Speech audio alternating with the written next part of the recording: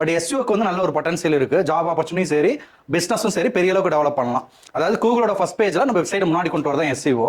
But அதில் என்ன quality இருக்கு அப்படின்னா, இப்போ எக்ஸாம்பிளுக்கு கூகுளில் வந்து எதாவது நம்ம சர்ச் பண்றோம்னு வச்சுக்கலாம். இப்போ வந்துட்டு ஒரு ஏசிக்கு சர்வீஸ் பண்ணணும் சர்ச் பண்றோம் அப்படின்னா, இந்த மந்த் ஃபுல்லும் யாரெல்லாம் ஏசி சர்வீஸ் சர்ச் பண்றாங்களோ அவங்க வெப்சைட் முன்னாடி இருந்துச்சுன்னா கான்டாக்ட் பண்ணி ஏசி சர்வீஸ்க்கு எடுத்துக்குவாங்க. ஒரு ஆர்ஓ வந்து வாங்கணும்னு நினைக்கிறாங்க, அப்போ பெஸ்ட் ஆர்ஓ இன் சேலம், ஆர்ஓ கம்பெனி சேலம் போட்டாங்கன்னா யாரோட வெப்சைட் முன்னாடி வருதோ அவங்களுக்கு கால் பண்ணி ஆர்ஓட லிஸ்ட் வாங்கிக்குவாங்க.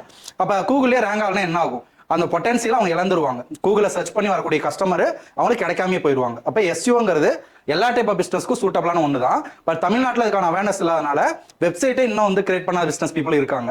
கேட்டால் இப்போதான் வெப்சைட் வேணும் சார், அதெல்லாம் நீங்கள் ரெடி பண்ணி கொடுன்னு கேட்பாங்க. ஆனால் தமிழ்நாட்டில் பொறுத்த வரைக்கும் அந்த வெப்சைட்டோட பொட்டன்சியலே தெரியாமல் இருக்காங்க. அதனால கூகுளில் நம்ம வெப்சைட் முன்னாடி கொண்டு வந்துட்டோம்னா அந்த மந்த் ஃபுல்லும் யாரெல்லாம் நம்ம பிசினஸ் ரிலேட்டடாக சர்ச் பண்ணுறாங்களோ அதுக்கான கஸ்டமரை நம்ம ஈஸியாக வந்து எடுத்துக்கலாம். பட் லோக்கல் எஸ்யூக்கும் அதுக்கும் என்ன டிஃபரெண்ட் அப்படின்னு பார்த்தோம் அப்படின்னா, எஸ்யூ அப்படிங்கிறது வெப்சைட்டை கூகுளில் சர்ச் பண்ணால் முன்னாடி கொண்டு வரதான் எஸ்யூங்கிறது. லோக்கல் எஸ்யூங்கிறது அப்படி கிடையாது, அது வந்து கூகுள் மேப்பை வந்து முன்னாடி கொண்டு வருது. இப்போ எக்ஸாம்பிளுக்கு நான் சென்னைக்கு போகிறேன்னு வச்சுக்கலாம், கூகுளில் போயிட்டு பெஸ்ட் ரெஸ்டாரண்ட் இன் சென்னை அப்படின்னு நான் சர்ச் பண்ணுறேன்னு வச்சுக்கோங்க.